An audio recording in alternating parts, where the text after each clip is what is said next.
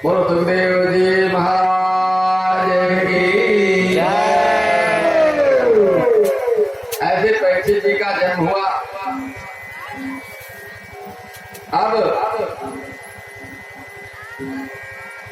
हर इच्छा भाई बनवाना, भगवान भी आए, क्योंकि भगवान जब जब आते हैं तो उन्हें छोड़ने के लिए, उन्हें मिठाने के लिए हरदम युधिष्ठिर जी तैयार रहते हैं। आज उनका मन एकदम व्यग्र है।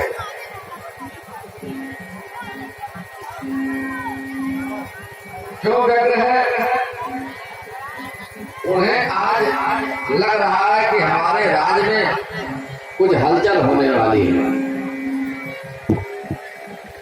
जहां कभी ताले नहीं लगते थे वहां ताले लगने शुरू हो गए। हमारे राज्य में चोरी होनी शुरू हो गई। क्यों ऐसा हो रहा है? चर्चा होने लगी।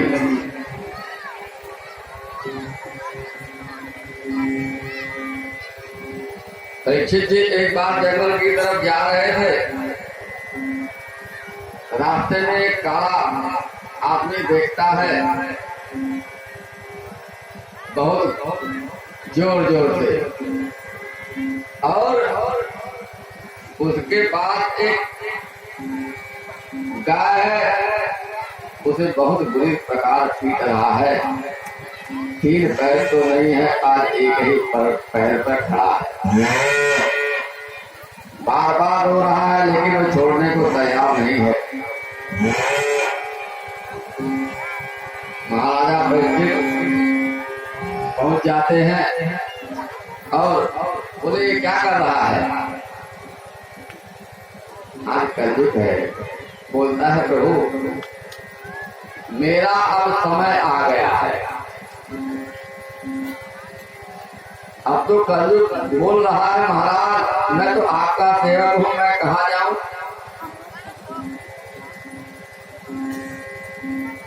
वैसे ही कलयुग द्वापर त्रेता और अब मैं कलयुग आया हूं, तो आप ही बताइए पूरी पृथ्वी पर आपका ही एक राज है, तो मैं कहाँ जाऊं? हमें भी कहीं रहने का स्थान दे दीजिए। क्यों? भगवान की इच्छा से ही हमारा भी आगमन हुआ है। आप चक्रवर्ती नरेश हो, आपको हमें कहीं न कहीं स्थान जरूर देना पड़ेगा। राजा बहुत असमंजस में पड़ गए कि क्या किया जाए। बोले तेरा तो स्वरूप काला है, तो दुष्ट प्रवृत्ति का है, तो तुझे 4 स्थान ऐसा देता हूँ वहीं जाके तू रहना। तो 4 स्थान बता दिए। 4 स्थानों पर निवास करो। कहाँ कहाँ? जहाँ दुख होता है, पान होती है, वेश्या हिंसा होती है। अब इतना बता ही रहे थे, कलयुग कहता प्रभु ऐसा स्थान आप बता रहे हैं, ये कोई रहने का स्थान है क्या? कोई अच्छी जगह तो दीजिए। जहाँ जुआ होगा वहाँ कौन रहता है? अच्छे लोग थोड़ी रहते हैं। जहाँ मदिरापान होता है वहाँ कौन रहता है? अच्छे लोग थोड़ी रहते हैं। हम सब सत्संगी कहीं मुड़ के भी नहीं देखते हैं ऐसी जगह। तो कोई ऐसा भी जगह दीजिए, कभी कभी कोई भगत भी हमको ध्यान के करके देख ले। अरे एक स्थान तो दे दीजिए। तब राजा ने कहा अच्छा आपको ऐसी जगह दे रहा हूं जिससे सबको प्रेम रहता है। बहुत उत्तम जगह। माया ऐसी डाकनी काट कलेजा खाए, जो माया के चक्कर में बंध ही जाता है। आज कलयुग को महाराजा परीक्षित ने स्वर्ण में स्थान दे दिया। मुस्कुरा रहा है कि आप भी तो राजा हो ना, आपको भी बहुत प्यार होगा धन दौलत से और सोने चांदी से। बार बार विचार करने लगा और चला गया। अब देखिए राजा की वृत्ति कैसी। आज तक कोई झाड़ू बहारू नहीं, कोई साफ सफाई नहीं, कहीं नहीं, लेकिन आज सोचते हैं घूमने फिरने राज में जाते हैं। देख जैसे आज बाबा रामन बाबा के यहाँ बहुत दिन से बंद है, स्कूल तो कब सब ताला लगा हुआ है। बोले क्यों ताला लगा हुआ है, इसको खोलो।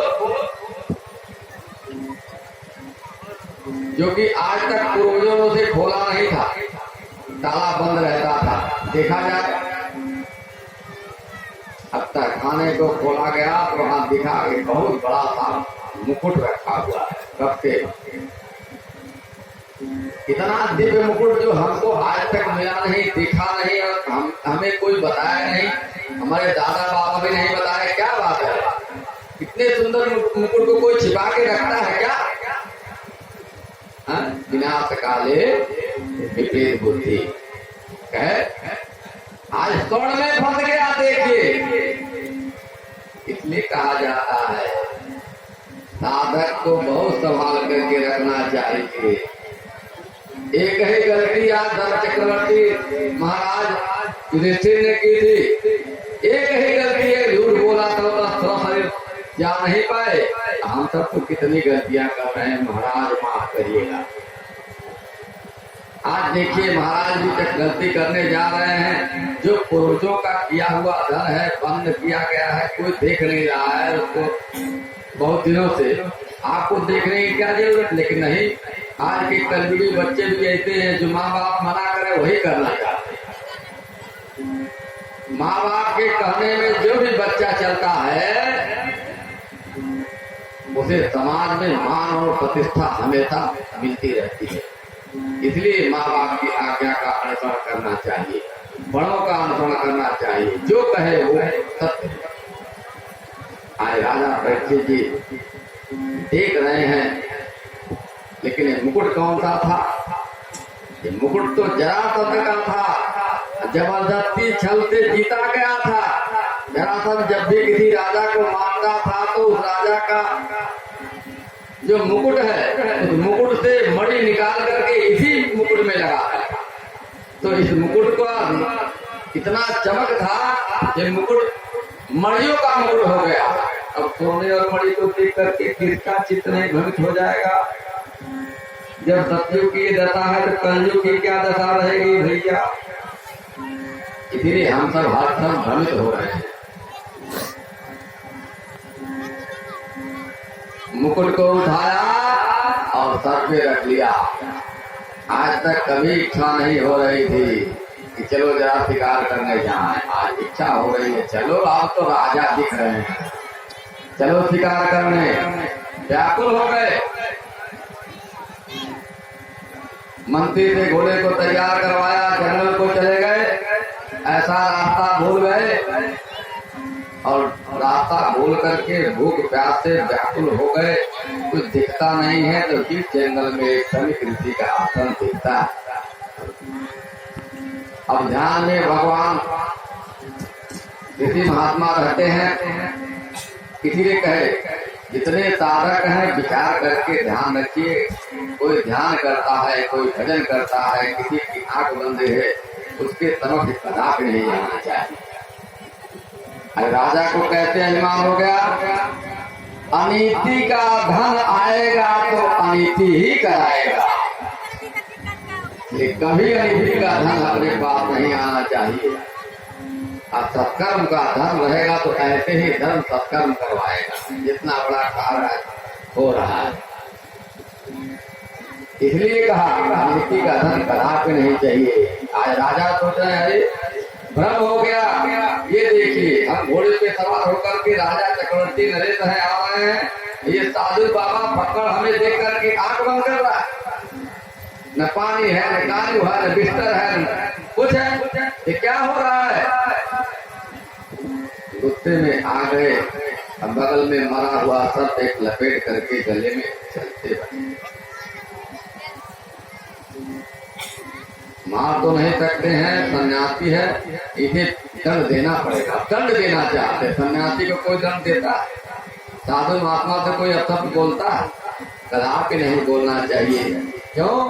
उनके तंत्र तत्व में ब्रह्म समाहित रहता है। कब क्या बोलेंगे, क्या आपको हो जाए पता नहीं है।